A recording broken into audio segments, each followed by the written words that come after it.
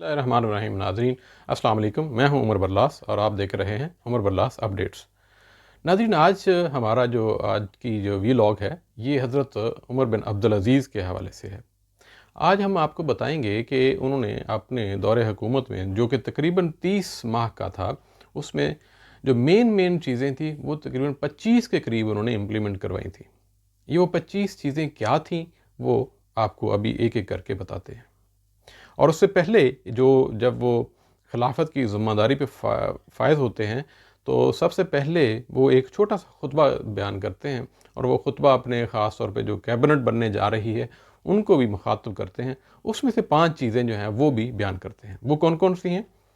آگے ہم آپ کو بتاتے ہیں۔ سب سے پہلی چیز ہے کہ ہمارے پاس ایسے لوگوں کی ضروریات اور شکایات پہنچائی جائیں جو خود اسے پہنچانے کی طاقت نہیں رکھتے۔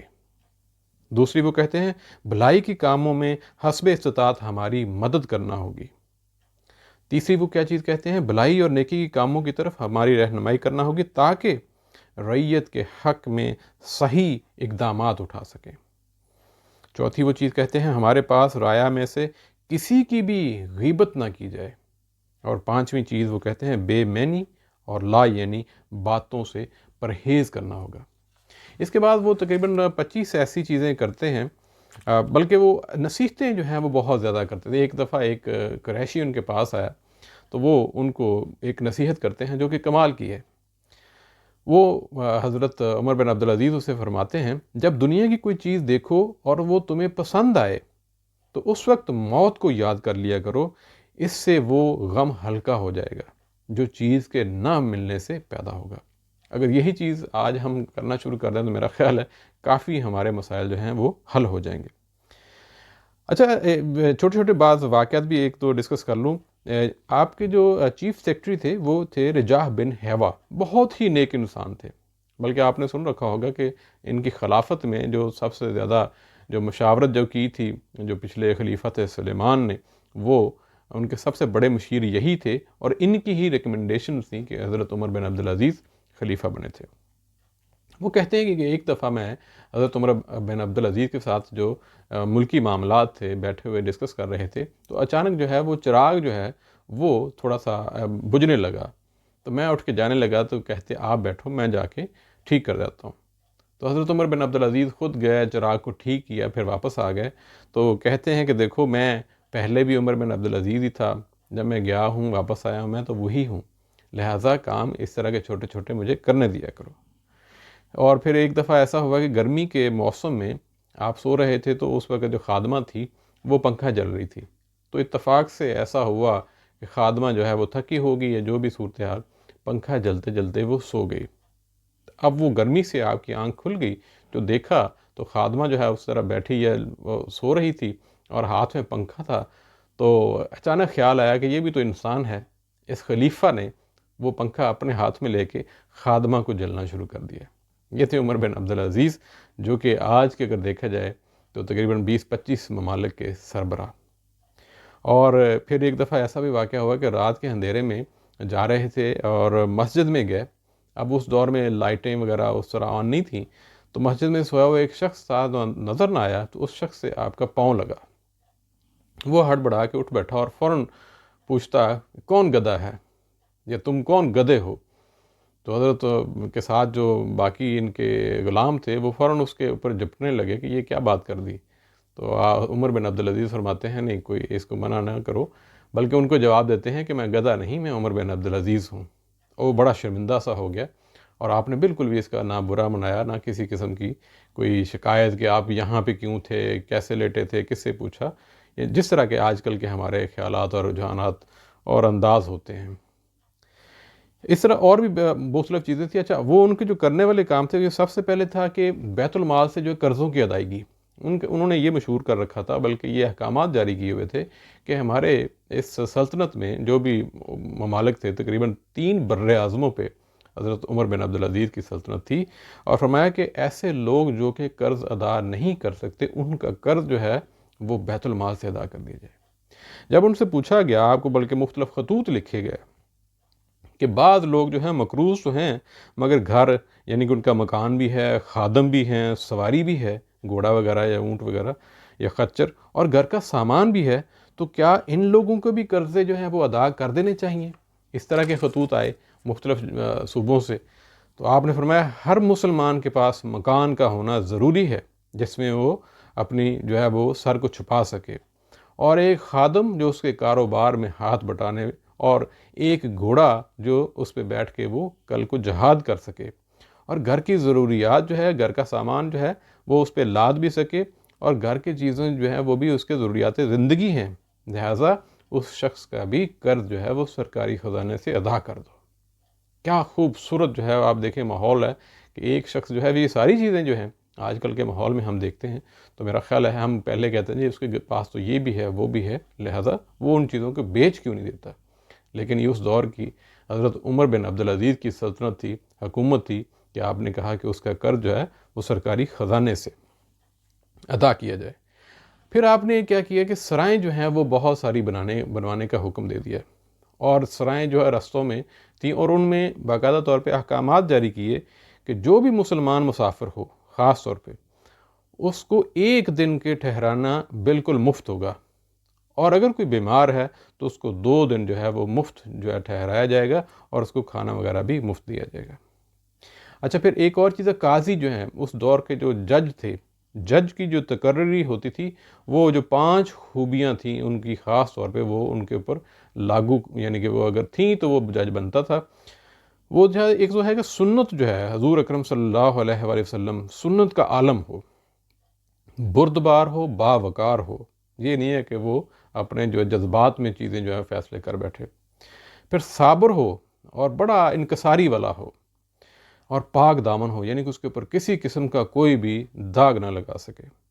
اور خاص طور پہ اہم مسائل میں مشورہ کرنے والا ہو۔ یہ نہیں ہے کہ اس کو اگر ایک چیز مل گئی ہے تو وہ خود بخود اس کو کرتا جا رہا ہے، یعنی کہ یہ قاضیوں کا جو تقرر کیا تھا، یہ 5 خوبیاں اگر اس میں تھیں تو وہ ان کا تقرر ہوتا تھا۔ اچھا، مختلف جو خطوط جو ہے مختلف گورنرز کو جو لکھے گئے تھے، اس میں جو سب سے مین جو ایک چیز تھی وہ نماز کی بڑی تاکید تھی۔ آج اگر ہم بات کریں تو ہم کہتے ہیں یہ تو پرسنل معاملہ ہے جی، اس کو تو رہنے دیں، یعنی کہ نماز کی تاکید اور اس پہ زور جو ہے وہ خطوط میں لکھا جاتا تھا۔ جتنے بھی گورنرز اور جو جتنے امراء ہوتے تھے ان کے نام جو خطوط ہوتے تھے، اور یہ بھی کہا جاتا تھا کہ پابندی بھی کرو اور اول وقت میں جو ہے نماز ادا کرو، یعنی کہ ایک لحاظ سے دیکھا جائے تو اسٹیٹ ایسا کر سکتی ہے، کہہ سکتی ہے، سختی بھی کر سکتی ہے، یہ سمجھنے کی چیز ہے۔ ایک اور مختلف جو ہے کمانڈروں کے نام بھی خطوط لکھے گئے تھے۔ ایک کمانڈر بلکہ منصور بن غالب، ان کو خط لکھا ہے، تو اس میں کیا ہے جو چیدہ جدہ چند پوائنٹ ہے، اس میں یہ ہے کہ اللہ کا خوف اور تقوی یہ آپ نے رکھنا ہے ہر صورت، اور اللہ کی نافرمانی سے ہمیشہ بچنا ہے۔ پھر ہے کہ گناہ دشمنوں کی سازشوں سے زیادہ خطرناک ہے،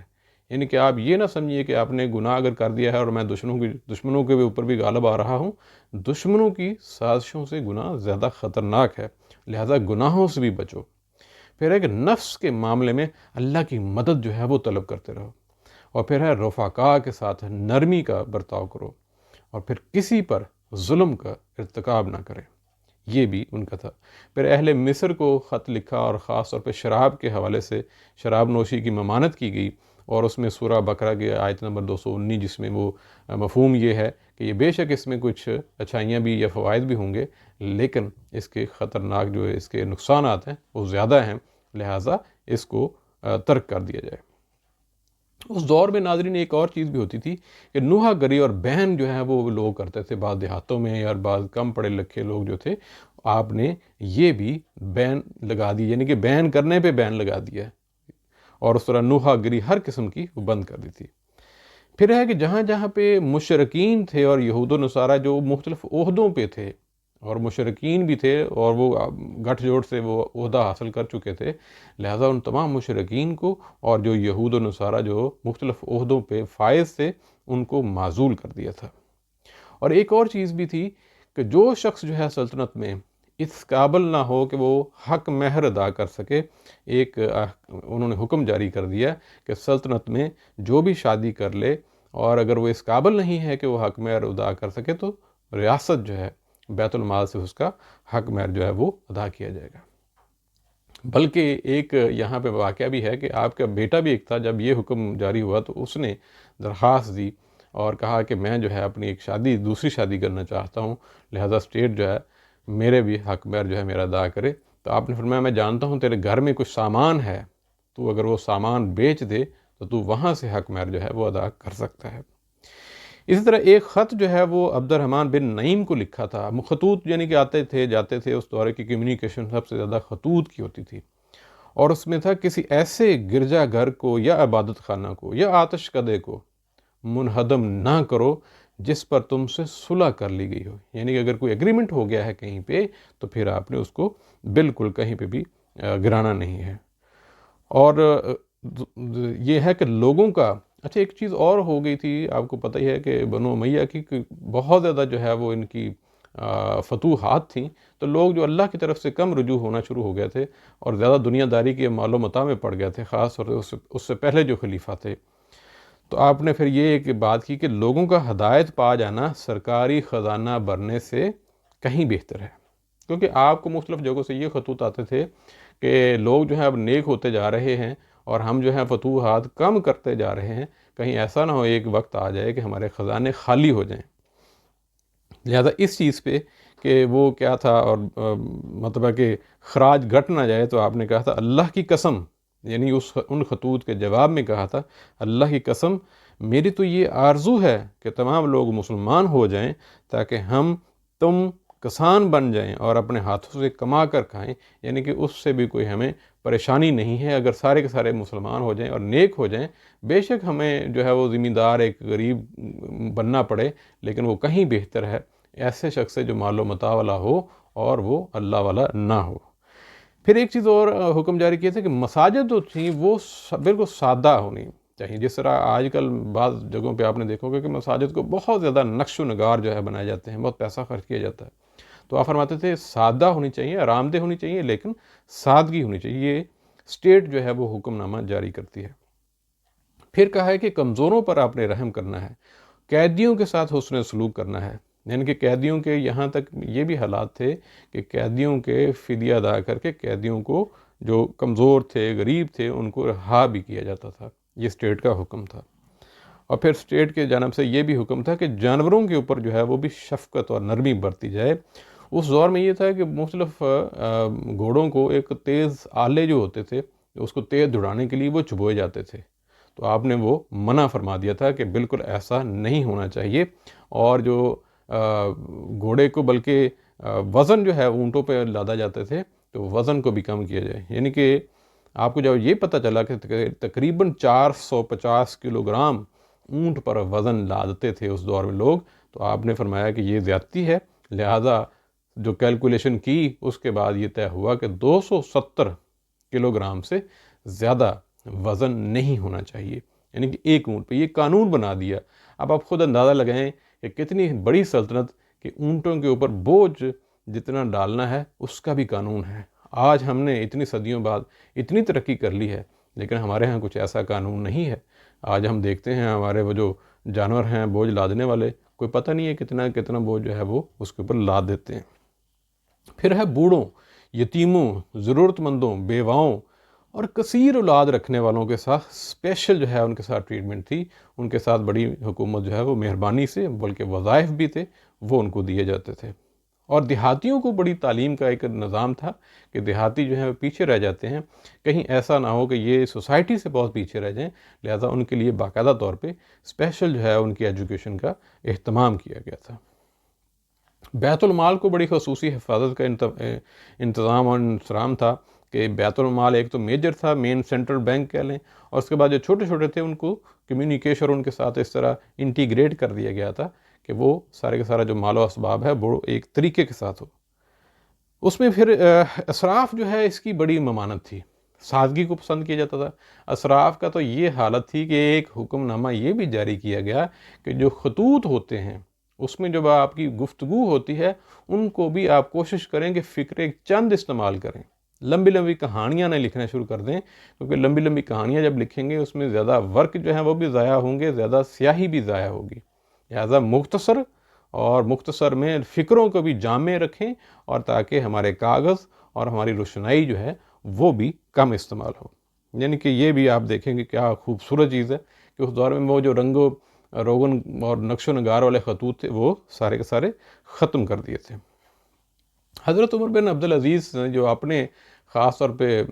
گھر کے حوالے سے کئی احکامات تھے کہ جتنے بھی ان کو تحائف ملے تھے، ان کی مسز کو حضرت فاطمہ کو جو تحائف ملے تھے سارے کے سارے وہ بیت المال میں جمع کروا دیے تھے۔ بلکہ یہاں تک تھا بیٹی کی خواہش تھی کہ اس نے 2 کانوں میں اندر جو ہے وہ موتی لگوانے کے لیے وہ بالیاں پہننے کی خواہش کی تھی، تو آپ نے فرمایا تھا بیٹی صبر کرو، کہیں ایسا نہ ہو کہ یہ قیامت والا دن انگارے بن جائیں۔ یہ صورتحال تھی۔ پھر ایک اچھا یہ اصلاحی لحاظ سے بڑا ہر ایک کوئی اصلاحی اور نصیحت والا انداز تھا، خود پہلے کرتے پھر کہتے۔ ایک ان کے پاس سپہ سالار تھے مسلمہ بن عبد الملک۔ اب ان کی اصلاح کیسے کرتے ہیں؟ اب وہ سپہ سالار تھے، وہ پہلے خلیفہ کے عادی زیادہ تھے، تو وہ کیا کہتے ہیں ان کی ایک دعوت کی گئی۔ اب دعوت میں آپ نے صرف مسور کی دال ہی بنائی تھی، اور اس کے بعد جب کھانے کا وقت آیا تو مسور کی دال ہی پیش کی گئی۔ جب دال سے سارے نے کھانے سے پیٹ جو ہے وہ بھر گیا، اور اس کے بعد پھر جو ہے نا دوسری کچھ چیزیں جو لوازمات وہ لائے گئے، تو اب ان سپہ سالار نے کہا کہ نہیں اب تو پیٹ فل ہو گیا۔ تو پھر آپ نے کہا کہ اگر اس چیز سے اگر آپ کا پیٹ بھر گیا ہے، آپ کی ضرورت پوری ہو گئی ہے، تو وہ جو تعیشات والے کھانے ہیں پھر ان سے گریز ہی کرنا چاہیے، اور پھر اس کو یہ سمجھانے کے لیے کہ آپ جو ہے وہ اپنی خوراک کو سادہ رکھیں۔ پھر ہے کہ بنو امیہ کی جتنی اس دور کی زمینیں تھیں اور ان کے اوپر جتنے وظیفے تھے اور تنخواہیں تھیں وہ بند کر دی تھیں۔ ان کا یہ کہنا تھا کہ یہ ساری کی ساری زمینیں تنخواہیں یہ غریبوں کا مال ہے جو کہ زکوٰۃ اور وہ جو ٹیکس کی صورت میں آیا ہے، لہٰذا ان کا حق جو ہے وہ عام لوگوں کا، جتنا عام لوگوں کو جو دیا جائے گا وہی بنو امیہ کے لوگوں کو دیا جائے گا۔ ایک اور حکم نامہ اس دور میں احادیث کو جمع کرنے کا، جو رسول اللہ صلی اللہ علیہ وآلہ وسلم کا وہ ساری احادیث کو جمع کرنے کا کام بھی انہی کے دور میں شروع ہوا، یا یوں کہہ لیں کہ انہوں نے اسپیشل احکامات جو ہیں وہ جاری کیے تھے۔ پھر علماء جو اور مدرسین جو تھے ان کے لیے خصوصی وظائف تھے تاکہ یہ جو ہیں وہ عوام کو علم سکھا سکیں۔ طریقہ تعلیم یہ تھا کہ بچے کو یہ وہاں پہ حکم جاری تھا اسٹیٹ کا کہ بچہ جو ہے وہ ہر بچہ روزانہ قرآن پاک جو ہے اس کی تلاوت کرے، اور صحیح جو ہے وہ مخارج ادا کرے، اور دوسرے جو علوم ساتھ ساتھ وہ بھی سیکھے۔ پھر جب چھٹی ہو جائے، یعنی قرآن پاک کے اوپر زور، جب چھٹی ہو جائے تو پھر ہر بچہ جو ہے وہ تقریباً روزانہ جو ہے وہ 7 کم از کم تیر وہ چلائے، اور ننگے پیروں جو ہے وہ اہداف تک نشانہ بنائے، اور پھر دوپہر کو وہ گھر آ جائیں اور پھر تھوڑا سا آرام کر لیں، اور پھر بعد میں دوبارہ فریش ہو کے دوسرا کام کریں۔ اور علم کو وہ لکھنے کے بڑے قائل تھے، یعنی کہ بچوں کے حوالے سے یہ ہے کہ وہ جہادی تعلیم جو ہے وہ ہر لحاظ سے وہ اپنے اسکول میں قرآن پاک کے شروعات کی جائیں، اور اختتام جو تھا وہ تیر اندازی سے ہر بچہ کرے۔ پھر معلمین کا جو انتخاب تھا وہ بڑا شاندار تھا۔ وہ کہتے ہیں کہ ایسے شخص کو معلم بنانا چاہیے جو دین اور اخلاق جو ہے جس کے بلند ہوں، اور ساتھ ساتھ جو سب سے بڑی خوبی ہو وہ سخاوت کرنے والا ہو، اور کثرت فیاضی والا، جو یہ صفات ہیں یہ بہت زیادہ ہونی چاہیے، کیونکہ وہ یہ صفات رکھتا ہوگا تو پھر یہ بچوں کو میں بھی وہ سخاوت اور کثرت فیاضی جو ہے یہ صفات بچوں میں بھی وہ ڈال سکے گا۔ پھر علماء کی جو ان کی جو مجلس تھی اس کے اندر وہ روزانہ رات کو اکٹھے ہوتے تھے اور مختلف مشورے بھی کرتے تھے اور ایک دوسرے کو نصیحتیں بھی کرتے تھے۔ 3 شرائط تھیں اس مجلس کی۔ پہلی یہ تھی کہ مجلس میں کسی بھی شخص کی غیبت نہیں کی جائے گی، اور دوسری شرط یہ تھی کہ مجلس میں کوئی ایسی رپورٹ یا شکایت پیش نہ ہوگی جس میں کسی مسلمان کی عزت نفس پر حرف آتا ہو یا مسلمانوں کی دل آزاری ہوتی ہو، اور تیسری تھی کہ مجلس میں ہنسی مذاق نہیں ہوگا، کہہ کے نہیں لگائے جائیں گے، اور آخرت کا ذکر کیا جائے گا۔ کتابوں میں آتا ہے کہ جب مجلس برخاست ہوتی تو سب لوگ جب اپنے اپنے گھروں کو جا رہے ہوتے تو ان کی کیفیت ایسی ہوتی جیسے وہ کسی جنازہ میں شرکت کر کے آ رہے ہوں۔ پھر کچھ ایسی چیزیں جو کہ خاص طور پہ گھڑ دوڑ جو اس دور میں ہوتی تھی، جب خلیفہ سلمان جو تھے وہ فوت ہوئے تو وہ ایک بہت بڑے جو ہے وہ گھڑ دوڑی کا پہلا گھڑ دوڑ کا اعلان کر رکھا تھا، لہذا ہر جگہ سے پورے گھوڑے جو ہیں وہ نظر آ رہے تھے ہر دمشق میں۔ تو آپ نے کینسل کر دیا، لیکن بعد میں کیبنٹ نے کہا کہ اب یہ لوگ اتنی دور سے آئے ہیں اور یہ بڑے مایوس ہو جائیں گے، تو تو ایک گھوڑے جو ہیں کل کو جہاد میں بھی کام آئیں گے، تو پھر آپ نے وہ والی اجازت دے دی لیکن آئندہ کے لیے منع کر دیا۔ پھر معاشرے میں جو ایک اور کام جو کیا وہ یہ تھا کہ مختلف طبقات بن گئے تھے۔ امیر تھا وہ غریبوں سے نہیں ملتے تھے، پڑھا لکھا تھا وہ جاہلوں سے نہیں ملتا تھا، تو آپ نے ان کو قریب لانے کے لیے اقدامات کیے تھے، یعنی کہ امیروں سے ٹیکس لیا، غریبوں میں دیا، اور جو جاہل اور جو ان پڑھ تھے ان کو تعلیم دی تاکہ وہ پڑھے لکھوں کے قریب آ جائیں، لہٰذا مختلف طبقوں کو قریب کیا تھا۔ ناظرین، یہ وہ چیدہ احکامات تھے جن کی وجہ سے حضرت عمر بن عبدالعزیز کی حکومت اتنی شاندار تھی، اور یہ سارا کام 2.5 سال میں ہوا تھا۔ اور حضرت عمر بن عبدالعزیز یہ سارے کام کر کے خوف خدا اور اللہ تعالیٰ کی جو ہے وہ ساری احکامات کو نافذ کر کے تقریباً 40 سال کی عمر میں فوت بھی ہو گئے تھے۔ ناظرین، ان کی زندگی کو لکھنے پڑھنے کا اور سنانے کا مقصد یہی ہے کہ آج ہم بھی دیکھیں اور ہمارے حکمران بھی دیکھیں کہ ہم لوگ کس طرح کی زندگی بسر کرتے ہیں اور ہمارے حکمران وہ کس طرح کی عیش و عشرت کرتے ہیں۔ اپنا خیال رکھیے گا، انشاءاللہ پھر نیکسٹ کسی اور ویڈیو کے ساتھ حاضر ہوں گے۔ اللہ حافظ، السلام علیکم۔